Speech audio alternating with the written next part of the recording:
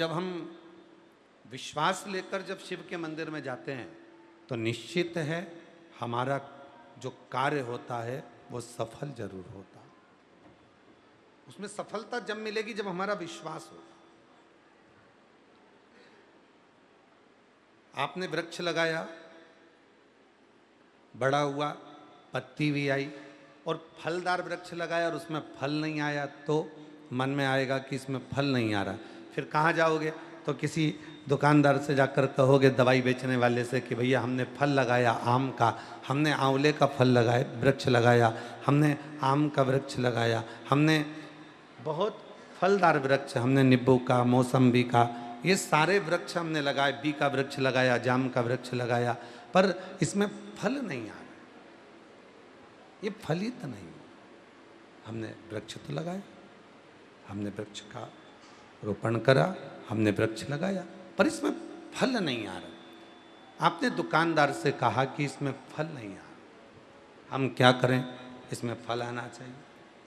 अब दुकानदार बोला कि माताजी एक काम करो, तुम ये दवाई लेकर चले जाओ और इस वृक्ष के नीचे ये दवाई डाल देना तो वो फल देना प्रारंभ करेगा। अब वो दवाई आपने ले जाकर डाली और डालने के बाद उसमें फल आ गया।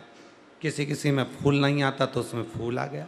दवाई डलते ही उसमें फल भी आया और दवाई डलते ही उसमें फूल भी आया। उसी तरह हम रोज शिव जी को जल चढ़ा रहे हैं, हम रोज भगवान शंकर को जल समर्पित कर रहे हैं, हम प्रतिदिन भगवान शंकर को जल अर्पण कर रहे हैं, हम प्रतिदिन भगवान शिव को जल समर्पित कर रहे हैं। जल तो हम रोज चढ़ा रहे हैं, जल तो हम रोज भगवान देवाधिदेव महादेव को चढ़ा रहे हैं, पर हम जिस दिन जल के साथ में विश्वास जब हम भगवान शंकर को समर्पित करना प्रारंभ कर देते हैं, भगवान शिव को जब हम विश्वास देना प्रारंभ कर देते हैं, अपना भरोसा दृढ़ कर जल चढ़ाना प्रारंभ कर देते हैं, फिर हमारा कार्य सफल होना प्रारंभ हो जाता है, हमें सफलता मिलना प्रारंभ हो जाती है।